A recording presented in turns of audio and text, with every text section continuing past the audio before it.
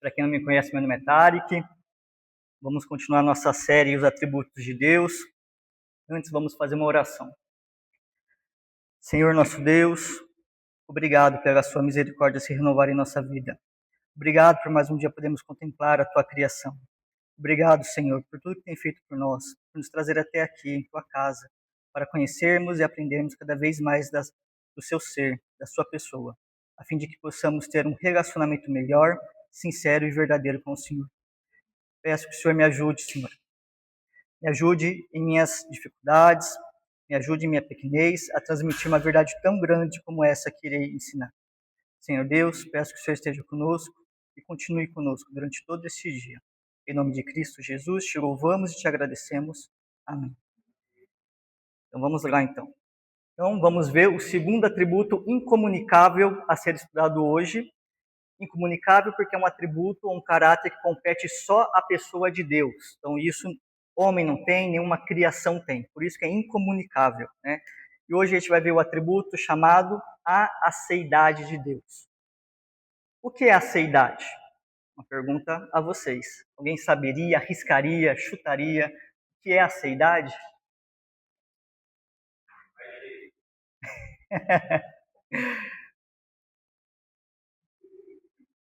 Não se arrisca? Aceidade de Deus. Vamos ver a seguir. Ninguém? Então vamos lá. Acei é uma palavra derivada do latim que significa de si mesmo.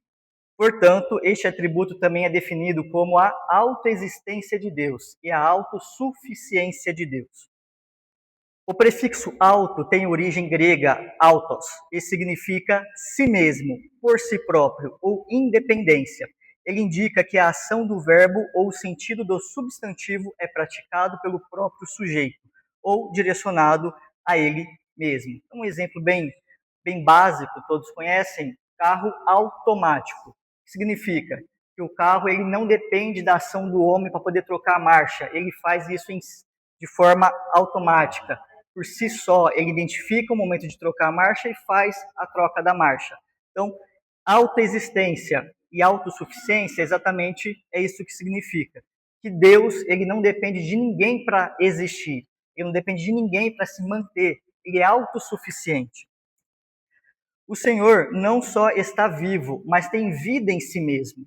Deus não passou a ter vida, ele é a vida. Isso é atribuído às três pessoas da Trindade, como vamos ver alguns versículos agora. Então, primeiro, o Senhor, o Deus Pai, falando isso. Porque assim como o Pai tem vida em si mesmo, também concedeu ao Filho ter vida em si mesmo. João 5:26. E tanto Cristo, disse-lhe Jesus, eu sou a ressurreição e a vida. Quem crê em mim, ainda que morra, viverá. E também o Espírito Santo é vida. Se, porém, Cristo está em vós, o corpo, na verdade, está morto por causa do pecado, mas o Espírito é vida por causa da justiça. Romanos 8:10. Ou seja, todas as três pessoas da Trindade participam da aceidade de Deus. Então, as três pessoas são Deus e elas têm esse atributo incomunicável, a sua aceidade. Não podemos desmembrar. Deus Pai, ele é mais amor, o atributo do amor. Deus Filho é mais misericórdia, o Espírito Santo é mais justiça. Não. Os três são iguais, tanto como Deus, tanto quanto os seus atributos são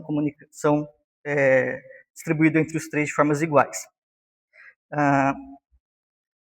Portanto, este atributo revela sobre a existência e suficiência de Deus em si mesmo, por si mesmo, não dependente de ação ou pessoa para se realizar. Para nos ajudar a compreender um pouco mais sobre este atributo de Deus, vamos analisar a criação de todas as coisas. Eu dividi essa aula em 4 partes. A primeira parte é o que a gente acabou de ver, o que significa aceidade. A segunda parte é a gente entender a criação de Deus, como tudo foi criado, o propósito disso. A terceira parte é nós compreender a aceidade de Deus através do nome que Deus se revelou. E a quarta, última parte, é a gente aplicar o porquê dependemos ou porquê precisamos estudar e o que isso impacta em nossa vida como cristão. Tá? Então agora vamos para a segunda parte. Como todas as coisas foram criadas? Os céus, a terra, os mares, o sol, as estrelas, a lua, a vegetação, os animais. Como tudo isso foi criado? Uma pergunta a vós. Alguém lembra como tudo foi criado? Como Deus trouxe à existência tudo? Através da sua palavra? Mais alguém?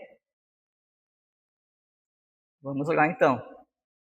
Foram criadas através do comando da sua palavra. Tudo veio a existir através e por Deus. Gênesis 1, capítulo 1, versículo do 1 ao 25, onde trata sobre a criação de Deus. Salmo 104, o salmo todo também trata sobre a criação de Deus. Eu gostaria que vocês abrissem as vossas Bíblias no Salmos 33, versículo 6 ao 9, por gentileza.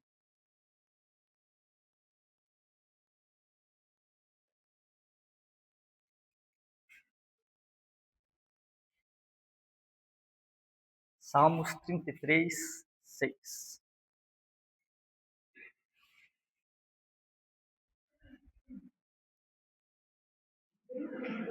Salmos 33, versículo 6.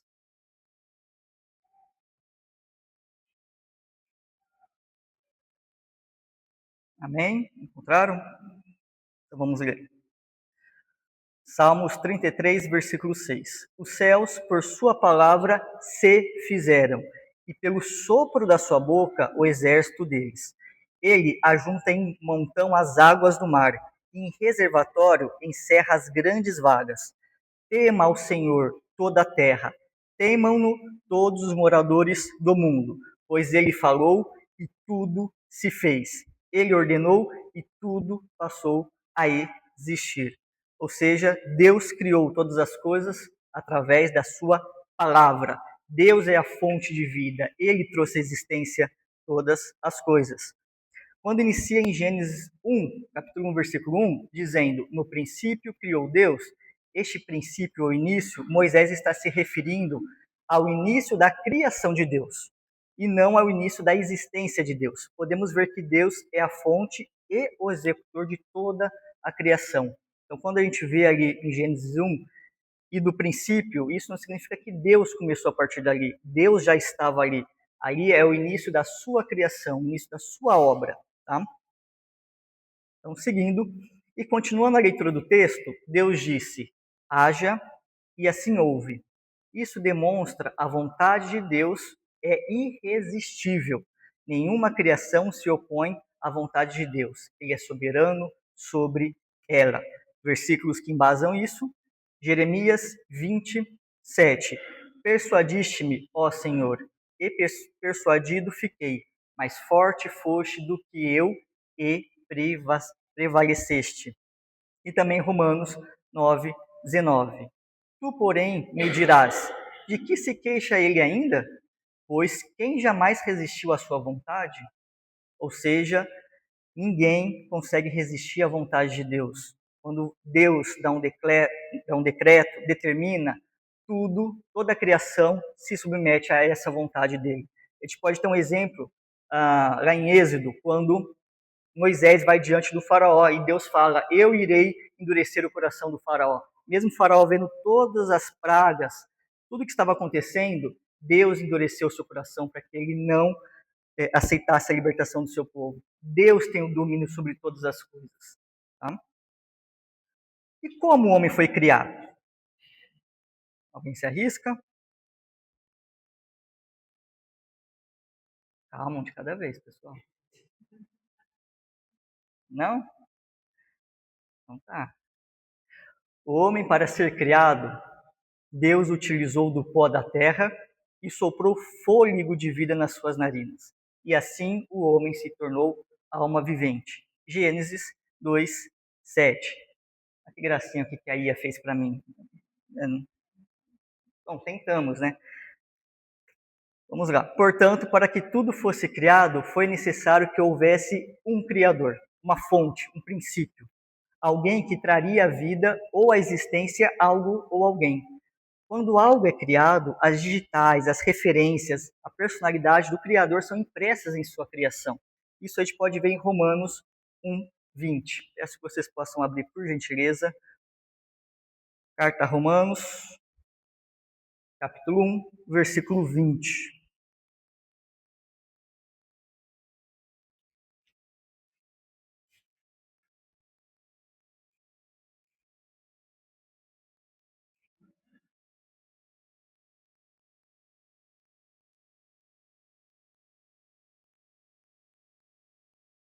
Amém?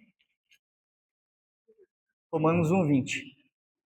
Porque os atributos invisíveis de Deus, assim o seu eterno poder, como também a sua própria divindade, claramente se reconhecem desde o princípio do mundo, sendo percebidos por meio das coisas que foram criadas.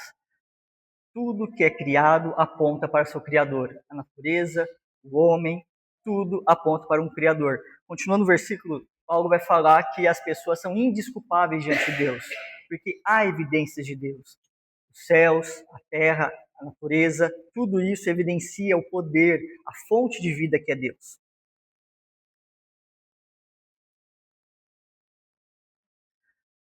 Então vamos lá.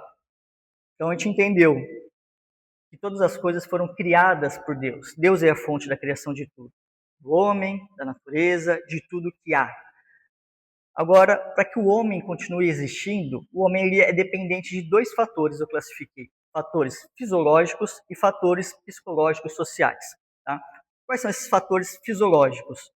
Comer, nos hidratar, descansar, dormir, respirar e regulação térmica.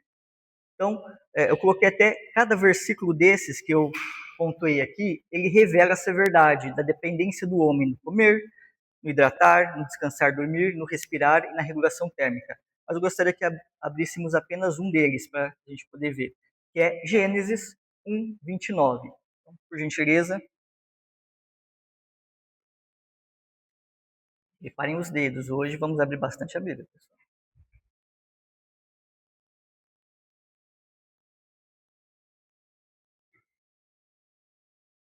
Lá no comecinho, primeiro livro, Gênesis 1:29. E diz assim: E disse Deus ainda: Eis que vos tenho dado todas as ervas que dão semente e se acham na superfície da terra, de toda a terra, e todas as árvores em que há fruto e dê semente, isso vos será para mantimento. Ou seja, Deus, além de nos criar, Ele ainda nos dá o mantimento, Ele ainda nos sustenta. Ou seja, algo que nos diferencia esse atributo de Deus é que o homem ele não é autossuficiente, ele é dependente. Tá?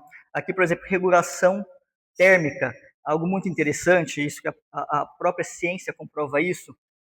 O Sol ele está alocado perfeitamente na distância da Terra de forma tão perfeita que se ele tivesse um pouco, alguns centímetros à frente da sua posição diante da Terra, a Terra seria tão quente que não teria como haver vida nela, não teria como haver vegetação, não haveria como o homem habitar nela.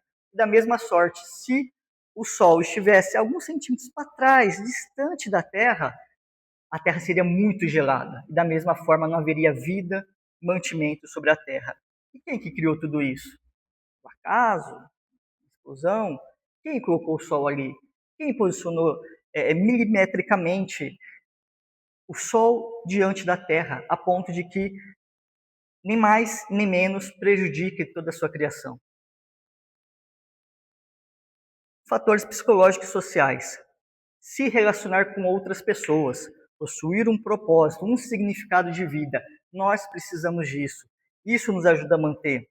No entanto, quando alguém está passando por um momento muito difícil, depressivo, a primeira coisa que ele acredita é por que eu existo? Qual é o meu propósito? Ninguém gosta de mim, ninguém precisa de mim. Então, há um conflito em sua criação.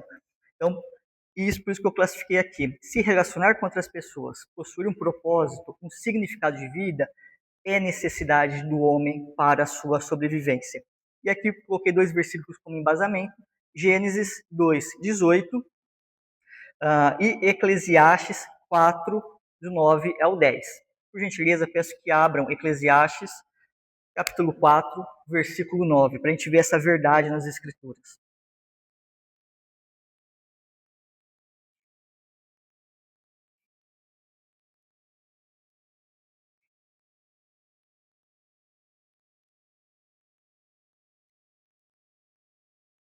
Eclesiastes, capítulo 4, versículo 9 ao 10. Amém? Então a palavra diz: melhor é serem dois do que um, porque tem melhor paga do seu trabalho. Se caírem, um levanta o companheiro. Ai, porém, do que estiver só, pois caindo não haverá quem o levante. Então aqui mostra a nossa necessidade, nossa dependência de ter relacionamentos, de ter contato com outras pessoas. Tá? Todos esses fatores são necessários para que o homem exista e continue existindo. São proporcionados e fornecidos pelo próprio Deus. Mesmo Deus que é a fonte que cria, é a fonte que sustenta a sua criação. Uma diferença muito importante. Deus não auto se criou, mas ele autoexiste. Deus não tem um início de criação. Deus ele não veio passar a ser criado. Deus sempre existiu. Deus não depende de fatores ou alguém antes dele para existir.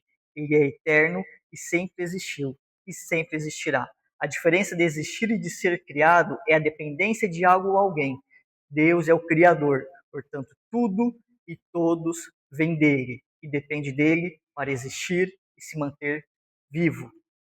Versículos que embasam essa verdade, Romanos 11, 36, porque dele e por meio dele e para ele são todas as coisas. A ele, pois a glória eternamente. Amém.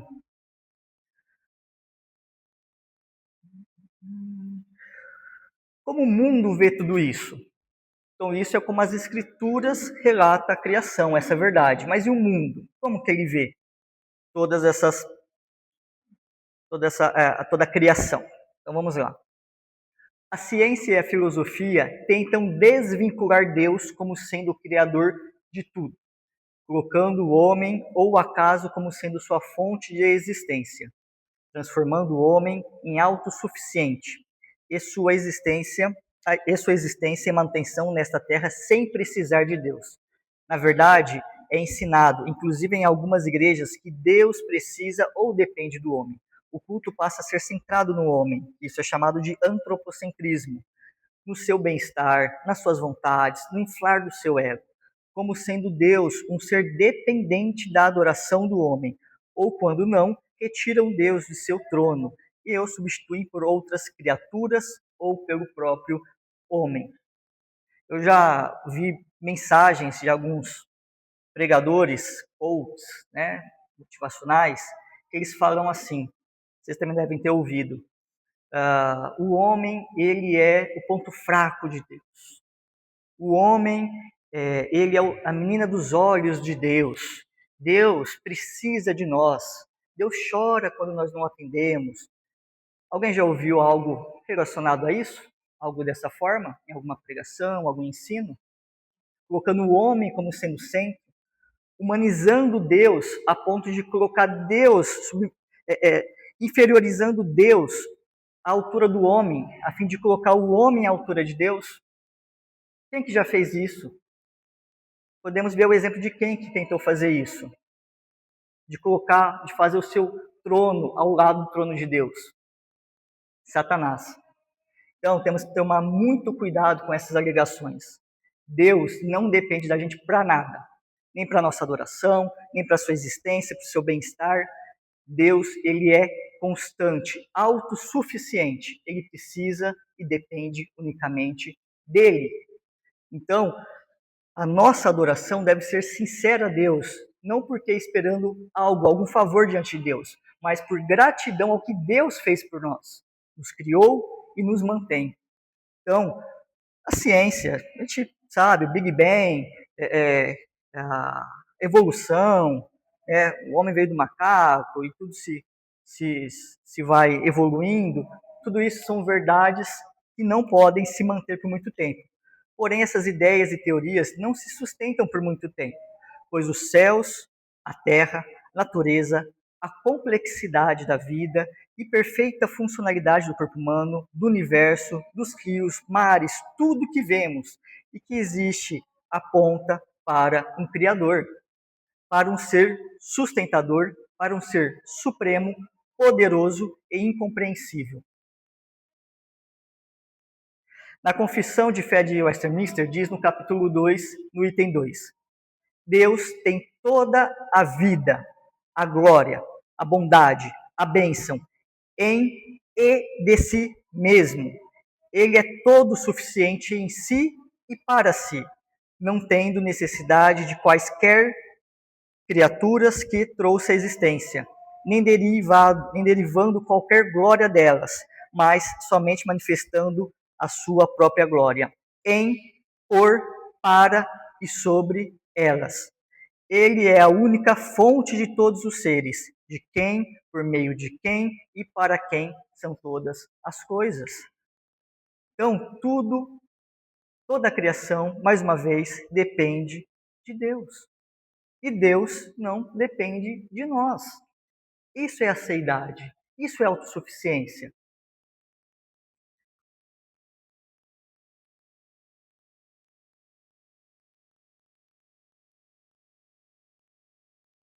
Deus não depende de sua adoração para existir ou continuar existindo. Ele não precisa que você creia nele para que ele continue sendo Deus ou seja Deus.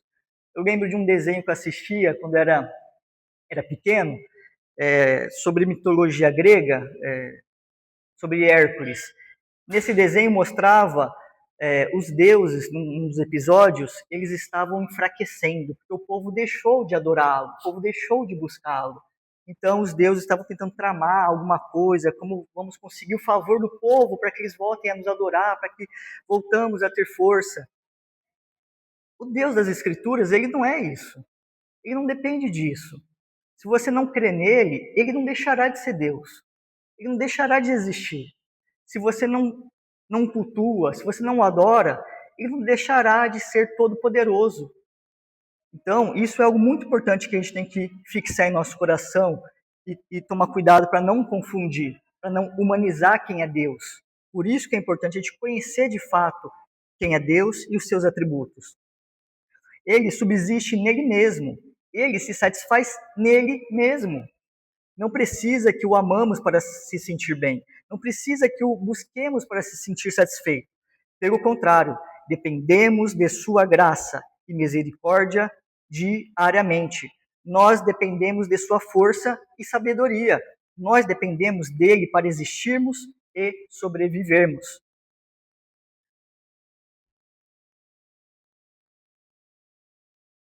Então, tem alguns versículos que demonstram a nossa dependência do nosso Criador, ao nosso Criador. Então, podemos ver isso em Provérbios 3, 5, 8. Confia no Senhor de todo o seu coração e não te estribes no teu próprio entendimento. Reconhece-o em todos os teus caminhos e ele endireitará as tuas veredas. Não seja sábio aos teus próprios olhos.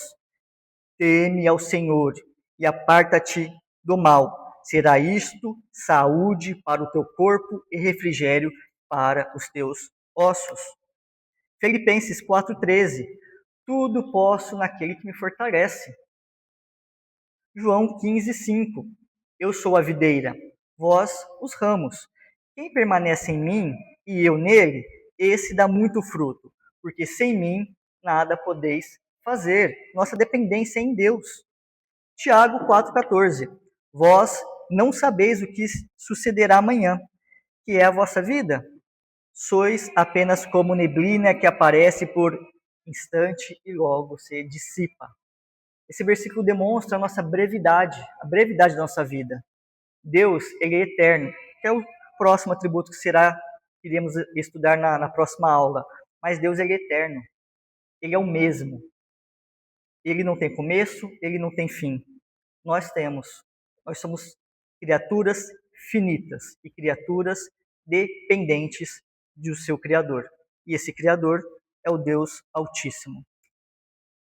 Vamos agora nos aprofundar um pouco mais nesse atributo através de seu nome, que Deus disse a Moisés. Antes de eu entrar aqui, queria saber, alguém tem alguma pergunta, alguma dúvida sobre o que vimos até agora? Se alguém tiver alguma pergunta para o pastor, aproveita que está aqui. Não? Tudo compreensível até o momento? Sim. Deus não necessita de nós, né? E parece que às vezes a gente faz isso, eu não sei se inconscientemente ou conscientemente, pensar às vezes, por exemplo, que no caso, a dependência da continuidade da igreja depende de nós, né? De que se eu não vier à igreja, coisas vão acontecer com Deus, e isso vai se refletir em mim no sentido dessa dependência, né? Se eu não for, se eu não fizer, se eu não continuar. E aí parece que a gente tem um bom discurso de que a ação soberana e graciosa de Deus, né? Mas na prática, muitas vezes a nossa vida se revela como a dependência de nós, né? Eu acho que isso, a aceidade de Deus revela muito isso para nós, né? Sim. É um lembrete também para nós. Deus vai continuar. E isso não isenta a gente de estar, de participar, de buscar, né? Isso nós não fazemos por causa de Deus, mas porque Ele nos alcançou e agora a gente vai queimar ali. Gratidão. Perfeito. Isso eu já ouvi em outros lugares pessoas achar, se não for eu que prego, as coisas não acontecem. Se eu não for, as coisas não fazem. Se eu não der aula, se eu não fizer, se não estiver lá. Não. A palavra de Deus fala que Deus pode fazer filhos das pedras, tirar filhos das pedras. Nós limitamos muitas vezes a ação de Deus. Quando aquilo foge do nosso controle, ou quando a gente vê que não depende mais de nós, parece que a gente entra em desespero, mas a gente esquece que Deus é soberano sobre todas as coisas. Sobre o crescer da igreja, sobre o capacitar as pessoas a estarem à frente, sobre tirar você de situações que o afastam dele. Tudo está debaixo da soberania e vontade e decreto de Deus. O que resta a nós é descansar nisso. Só que quando não conseguimos mais apalpar aquilo, né? Não conseguimos mais, quando não depende mais de nós, parece que entramos no estado de homens de pequena fé, né? Falta de fé. Mas aí que devemos de fato descansar em Deus. Ele não dorme. Nossa dependência ali, um dos fatores para a nossa existência é a necessidade de dormir e descansar. Deus não precisa dormir e descansar. É comer, se hidratar. Deus não precisa comer e se hidratar. Deus é autossuficiente. Então, ótimo. Alguém tem mais alguma coisa, pessoal? Vou complementar? Dúvida? Então vamos para a terceira parte da nossa aula, que é entrar de fato dentro aí do nome de Deus. Vamos agora nos aprofundar um pouco mais neste atributo através de seu nome que Deus disse a Moisés. Então a Bíblia revela em Êxodo 3, capítulo 3, versículos 1 a 14. Que em um diálogo entre Deus e Moisés, estando o Senhor como fogo no meio de uma sarça no monte de Deus, Aerobe, o Senhor fala que após ver a aflição do seu povo que estava no Egito e ouvir o clamor por causa dos seus feitores, exatores, como está em algumas Bíblias, ele convoca Moisés para ir diante do faraó e libertar o seu povo. Porém, Moisés fica preocupado de falar ao povo que foi o Deus de vossos pais. Quem o enviou e pede para que Deus fale por qual nome o povo poderia o chamar quando perguntassem. E Deus respondeu. Então aqui o povo, depois de o povo ficou no Egito 430 anos, mas desse tempo, mais ou menos 400 anos, foi o período da escravidão do povo hebreu no Egito. E Deus então chama Moisés, revela a Moisés como fogo através de uma sarça, e fala: Moisés, você é o meu escolhido para libertar o povo. Eu escolhi você. Vá e passa todas as coordenadas, tudo que ele precisaria fazer. Moisés, ele fala que, ok, irei diante do povo e vou falar. Povo, o Deus do vosso pai foi quem me enviou aqui para poder libertar vocês. Confie nele. E o povo iria perguntar, mas qual é o nome desse Deus? Qual é o nome desse Deus? Por que que o povo perguntou isso? Vamos entender um pouco melhor agora.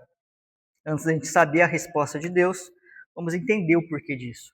O nome na antiguidade era algo muito importante, pois com ele carregava um significado que refletia o momento que estava vivenciando ou característica do bebê ou propósito para o qual aquele bebê nascera. Vamos ver alguns exemplos aqui na Bíblia. Noé, em Gênesis 5:29, é onde demonstra o nome de Noé, o significado dele. Noé significa descanso, consolação. Em Gênesis 6, Deus é, fala que o coração do homem é continuamente mau, os desígnios do coração do homem são continuamente mau. Aí também revela que a maldade sobre a terra se multiplica. Então, o momento que estava ali, que Noé nasceu, era um momento de aflição, de perversão. Então, nasce Noé. E é dado ao nome de Noé descanso, consolação. Por quê? Do que Deus viria fazer através da vida dele. Do que Deus iria fazer em relação àquilo que a terra estava vivenciando. Um outro exemplo é Abraão, pai de multidões. Em Gênesis 17:5. Através de Abraão, que a fé vem a se expandir, que nós vem a ser na geração de Abraão, né, o patriarca ao qual é revelado. Então, Abraão, pai de multidões, que Deus faria através da vida dele. Esaú, olha que interessante, uma característica, cabeludo ou peludo. Em Gênesis 25:24, quando Esaú nasce, ele tinha muitos cabelos, muitos pelos pelo corpo, né? E é dado esse nome a ele devido à sua característica. Samuel, ouvido por Deus. 1 Samuel 1:20. Aqui, Ana, mãe de Samuel, Elcana, pai de Samuel, tinha duas mulheres, Penina e Ana. Porém, Ana era estéril, ela não conseguia ter um filho. Já Penina já tinha vários filhos. E ela ficava sempre zombando de Ana, da situação, das circunstâncias que ela vivia. E a palavra fala que Elcana amava mais a Ana do que a Penina. Então isso deixava ela ainda mais possessa, né? E provocava ainda mais Ana. Ana então orou e falou para Deus em oração que se ele concedesse um filho a ela, para que essa zombaria parasse diante dela, que ela iria oferecer o filho dela no templo, tá? Não em sacrifício, mas queria entregar o filho para serviço do templo. Tá? Então, Deus atende às orações de Ana. E por isso, esse nome Samuel, o significado dele é ouvido por Deus. Tá? Muito bonito. Jesus, Deus é salvação ou salvador. Né? Mateus 1:21. Então, aqui a gente percebe que o nome era algo muito sério, muito sério. E sempre era ligado a alguma característica, a algum propósito ou algum momento que o povo estava vivendo, então era concedido o nome ao bebê, né? A minha esposa, ela uma vez me falou, ela chama Bianca, né? Uma vez ela atendendo um cliente no telefone, ela falou, é a Bianca. Aí o rapaz, muito ousado, falou assim, Bianca, você é branca, né? Ela falou, não, não, porque Bianca significa branca, né? Ou seja, antigamente era muito valorizado o nome, era pensado, não é um acaso, não é igual hoje, que a gente vê nomes aí, fotocélula, fotocópia, Tarek, não, era algo pensado, com propósito, né? O nome antigamente possuía um grande peso e precedia quem era aquela pessoa e sua geração. E era uma forma de demonstrar que você era uma pessoa de confiança ou de uma família conhecida ou poderosa. Por isso, vemos várias referências na Bíblia que, quando citava alguma pessoa, em seguida informava quem era, de quem ele era filho, né? Sua genealogia, a gente pode ver também várias vezes, de quem ele foi gerado, de qual descendência ele era. O povo chamava Deus principalmente por títulos que enfatizavam o seu poder, sua soberania, sua presença, em vez de um nome pessoal específico, como alguns nomes que eram chamados a Deus antes de Êxodo 3:14. Era chamado de El, que significa Deus, de Elohim, que é um verbo plural, que significa deuses ou divindades, de El Shaddai, né, que é Deus Todo-Poderoso, Deus de nosso Pai, igual Moisés mesmo citou ali, ou Deus de Abraão, de Isaac, de Jacó. Então, sempre, antigamente, o povo chamava Deus por um desses nomes, né, fazendo menção às suas características, à sua soberania, ao seu poder. É nesse contexto que Moisés pergunta a Deus: qual o seu nome a ser informado ao seu povo? Como o Senhor se identifica? Quem eu vou falar que está indo diante da gente? Quem está nos libertando? É o Deus Todo-Poderoso? É o Senhor? Quem que é? Qual o nome? E Deus, em sua soberana sabedoria, revela a sua essência. Um nome que define todos os outros nomes já conhecidos. Um nome que revela sua existência e seu estado. Um nome ao qual nenhum outro Deus ou ser humano ousou se proclamar. Deus responde que o seu nome é Eu sou o que sou. Em hebraico, não ouso tentar pronunciar aqui, isso, pastor? Não vamos confundir, né? Não vamos confundir. Tá? Vamos achar.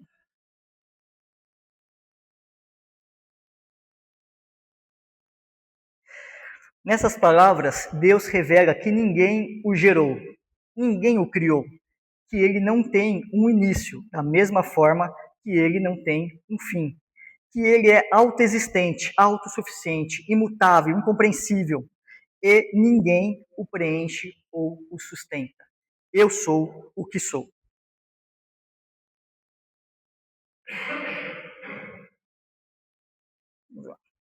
O nome Eu Sou revela que, primeiro, Deus não é descendente de alguém antes dele, ou que alguém o tenha gerado.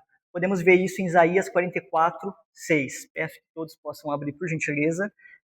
Isaías, capítulo 44, versículo 6.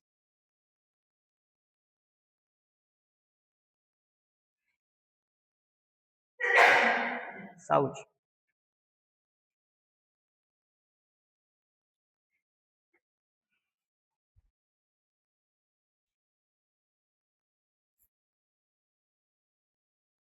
Amém?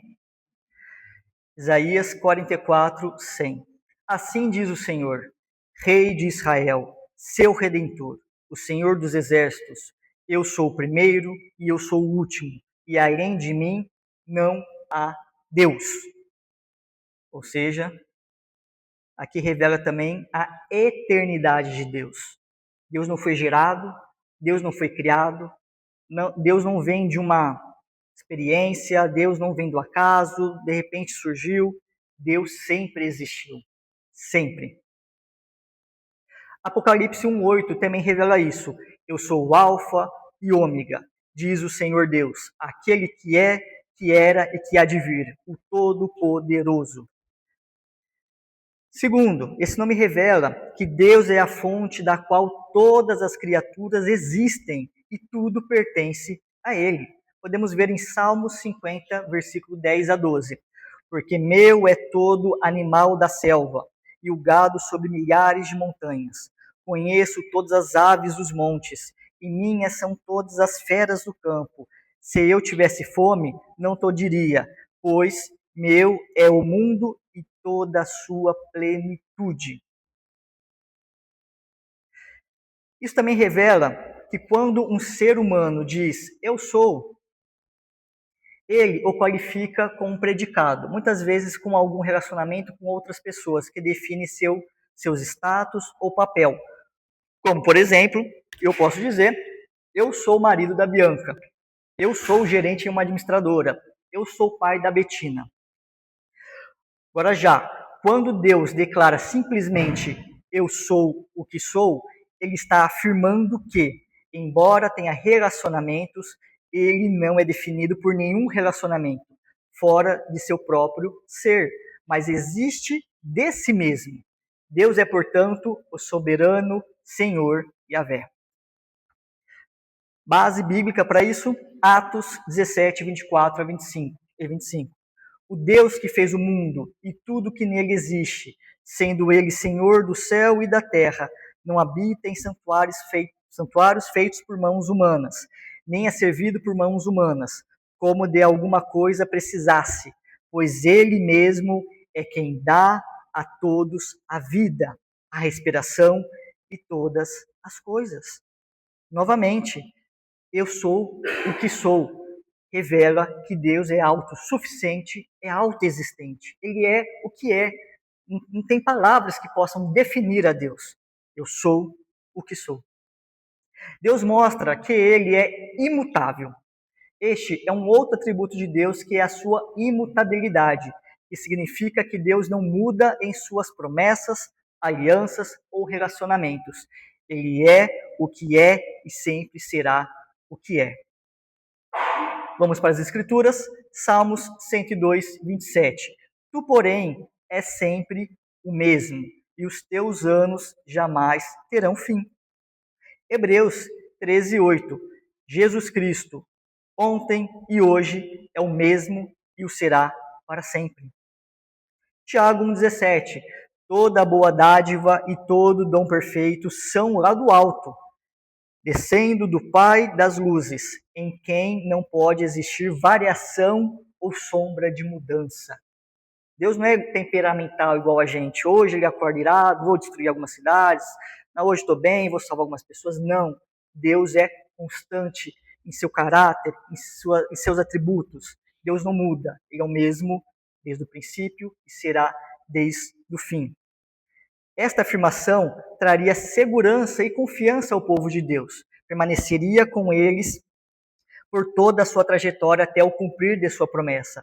Deus não os deixariam pelo caminho, ou os abandonariam diante das dificuldades a serem enfrentadas. Então Deus revela o seu nome ao povo. Diga, eu sou o que sou. Que isso traria confiança ao povo. Qual é o Deus que está me libertando? Qual é o Deus que seguirá por mim durante essa trajetória de libertação? Eu sou o que sou, o Deus que não muda, o Deus que permanece o mesmo. Isso também revela, eu sou, que Deus é independente e autossuficiente em tudo. Vejamos a independência de Deus. Primeiro, sua independência em seus pensamentos. Aqui são dizeres de Luiz Berkoff. Romanos 11, 33 a 34. Ó profundidade da riqueza, tanto da sabedoria como do conhecimento de Deus. Quão insondáveis são os seus juízos e quão inescrutáveis os seus caminhos.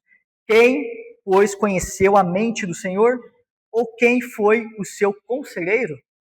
Quem? A independência de Deus também revela em seu poder. Salmos 115, 3.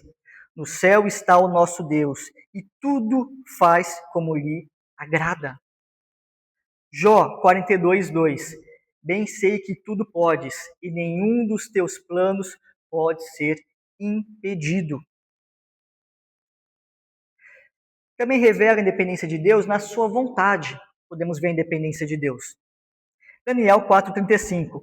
Todos os moradores da terra são por ele reputados em nada. E segundo a sua vontade, ele opera com o exército do céu e os moradores da terra. Não há quem lhe possa deter a mão, nem lhe dizer: que fazes?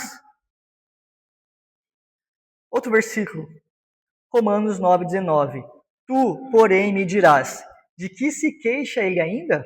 Pois quem jamais resistiu à sua vontade? Quem és tu, ó homem, para discutires com Deus? Porventura pode o objeto perguntar quem o fez? Por que me fizeste assim? Olha isso, profundo, hein? Efésios 1:5. Nos predestinou para ele, para a adoção de filhos, por meio de Jesus Cristo, segundo o beneplácito da sua vontade. E Apocalipse 4:11. Tu és digno, Senhor, e Deus nosso, de receber a glória, a honra e o poder, porque todas as coisas tu criaste, sim, por causa da tua vontade vieram a existir e foram criadas. A vontade de Deus é independente. E um outro ponto que mostra a independência de Deus é no conselho, em seu conselho. Isaías 40, 13 e 14. Quem guiou o Espírito do Senhor? Ou, como seu conselheiro o ensinou? Com quem tomou ele conselho para que lhe dissesse, para que lhe desse compreensão? Quem o instruiu na vereda do juízo e lhe ensinou sabedoria e lhe mostrou o caminho do entendimento? Quem? Salmos 33:11. O conselho do Senhor dura para sempre, os desígnios do seu coração por todas as gerações. E também podemos complementar que eu sou Deus eterno, és Deus, és sustentador, é provedor, é criador, é imutável, é fiel, é justo, é todo-poderoso, é misericordioso, é justiça, é graça, é santo, eu sou o que sou.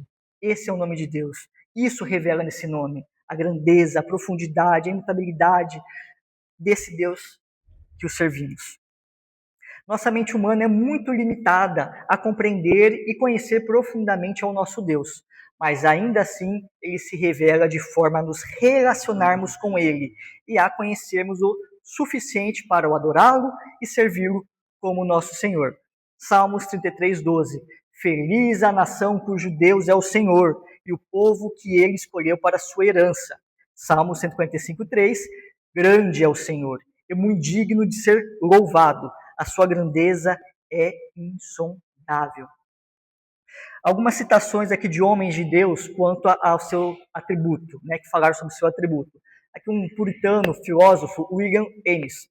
Deus, como ele é em si mesmo, não pode ser entendido por ninguém além de si mesmo. Luiz Berkoff. Deus, que tem existência própria e independente, é diferente de todas as demais formas de vida, pois estas dependem dele, que não depende de nada ou ninguém. Pastor puritano Matthew Henry, ele é a fonte de tudo que é brilhante e abençoado. Sua é a grandeza, sua grandeza é imensa, incompreensível, e todos os outros são pequenos, não são nada em comparação com ele. Dele é o poder, e ele é todo-poderoso e irresistível. O poder pertence a ele, e todo o poder de todas as criaturas é derivado dele e depende dele. Então, agora, caminhando aí para o fim, a última parte 4, que é por que é importante conhecer e estudar sobre a seidade de Deus. Antes, sobre a parte 3, alguma pergunta, pessoal? Algum complemento? Alguma dúvida? Não? Fico feliz. Todos compreenderam, então. Primeiro, por que é importante a gente estudar sobre a seidade de Deus, sobre os atributos de Deus? Porque as Escrituras nos ensinam que devemos conhecer ao Deus que servimos. Como podemos nos relacionar com o eu sou se não o conheço? E como podemos conhecê-lo se não estudarmos sobre o seu ser? Por favor, abram em Oséias 6:3. Oséias, capítulo 6, versículo 3.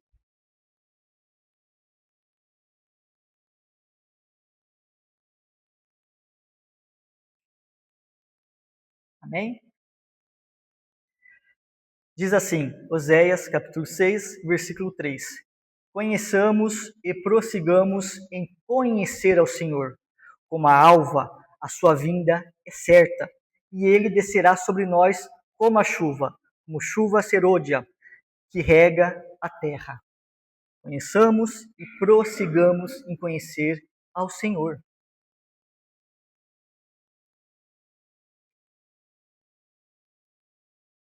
Outro versículo, Jeremias 9:24. Mas o que se gloriar, gloria-se nisto, em me conhecer e saber que eu sou o Senhor, e faço misericórdia, juízo e justiça na terra, porque destas coisas me agrado, diz o Senhor. Se quer agradar a Deus? Conheça Deus, estude sobre Deus, conheça os seus atributos, o seu ser, só assim você poderá agradá-lo, e você saberá como agradá-lo.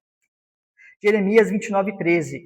Buscai-me-eis e me achareis, quando me buscardes de todo o vosso coração. E vamos ser sinceros em buscar a Deus, em conhecer a Deus. Daniel 11:32. Aos violadores da aliança, ele com lisonjas perverterá, mas o povo que conhece ao seu Deus se tornará forte e ativo. Porque vemos uma pluralidade de evangelho, de igrejas, de denominações, de coisas absurdas acontecendo. Que o povo perece por não conhecer a Deus. As pessoas não conhecem o Deus verdadeiro que o servem. Na verdade, muitas vezes a gente cria o Deus à nossa imagem e o servimos como achamos que devemos servir.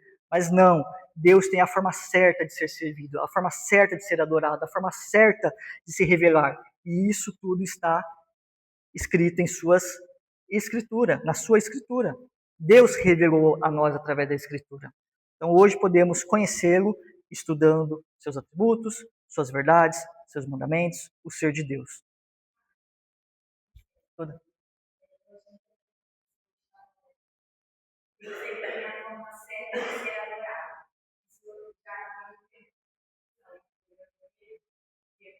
A maioria sabe que eu venho de raiz de algumas igrejas no culto tem alguns costumes, né, que às vezes apagar a luz, tem algumas que soltam uma fumacinha, né, faz todo aquele clima, né? Sim. E a Bíblia, ele fala, mas isso não é certo, não é porque eu não gosto, né?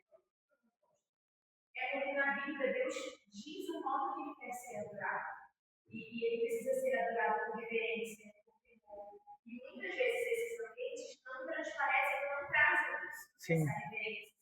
Pelo contrário, você vai no mundo de jogos, que dá propaganda, massa, isso não está trazendo reverência ao nome de Deus.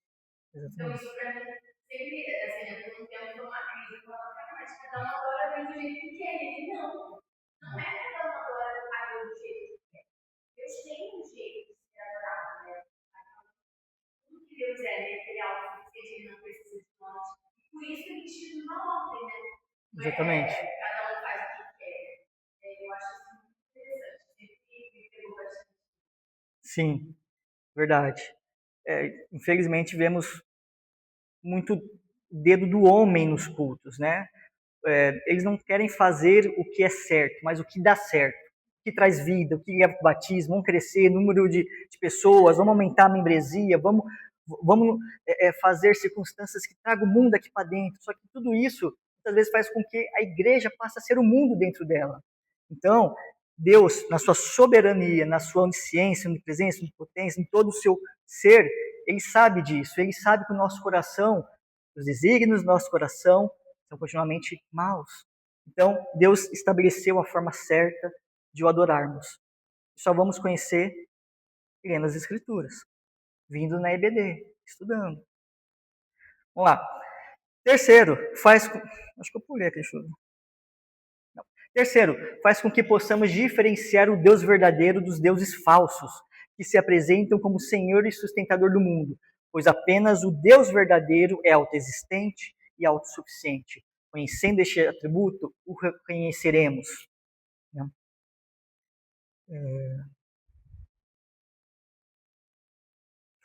Um ponto aqui nesse terceiro é interessante. Uma vez um amigo meu falou, chamei meu amigo para vir na igreja, só que ele é de Umbanda, né? Eu chamei para poder vir na igreja, e agora ele está me chamando para ir lá, né? Eu acho que eu vou lá poder conhecer, até poder ver como que é, se de fato, até poder falar para está errado por causa disso. Pessoal, a gente não precisa estar no lugar para saber que aquilo é errado. A gente não precisa consumir droga para saber que aquilo nos faz mal, que aquilo nos consome. A gente não precisa. O que a gente precisa é conhecer o Deus verdadeiro. Conhecendo o Deus verdadeiro, teremos capacidade de distinguir tudo aquilo que não é dele, porque nós conhecemos quem é ele. Então, o propósito é conhecer esse Deus, a fim de que possamos não precisar estar lá, mas só por ouvir referências, como funciona, a gente percebe que aquilo não é do Deus verdadeiro. Tá? Então, isso que eu quis dizer aqui no item 3. Item 4, nos faz compreender que somos criação de Deus e dependemos do nosso Criador para a nossa existência. Isso muda como o adoramos e o servimos. E o último, quinto, e nos traz encorajamento a saber que servimos a um Deus que é todo-poderoso, a um Deus que não depende de ninguém nem de nada. Por isso, ele não pode ser influenciado nem corrompido por outras pessoas ou circunstâncias. Nosso Deus é constante, imutável, fiel, verdadeiro, incorruptível, eterno, dono de tudo. E ainda assim, por mais que seja um Deus que não precisa de ninguém, de nada para existir ou continuar existindo, que é autossuficiente em si mesmo, criou o homem a fim de manifestar a sua glória nele. E mesmo o homem caindo em pecado e fugindo da sua presença, este Deus envia seu Filho Jesus Cristo para nos resgatar da condenação eterna, do engano e do pecado e de seu juízo. E ainda se revela a nós através da sua palavra e nos faz filhos adotivos. Um Deus que não precisava fazer nada disso para existir ou continuar existindo, que não precisa provar e comprovar que ele é Deus. Ainda assim, por amor, ele o fez. Como não adorar um Deus desse? Como não servir a um Deus desse? Bom, espero que todos tenham compreendido. Alguma pergunta, algum complemento, alguma dúvida? Não? Ficamos dentro do prazo. A próxima tributo a estudarmos é a eternidade de Deus, que também está dentro da aceidade de Deus. A gente vai estudar todos esses atributos, incomunicáveis e comunicáveis, e vamos perceber que, na verdade, Deus reflete todos a todos os momentos. É difícil desvincular um específico para poder tratar. É algo maravilhoso. Bom, vamos então orar para a gente poder encerrar. Ninguém tem nenhuma dúvida. Senhor, nosso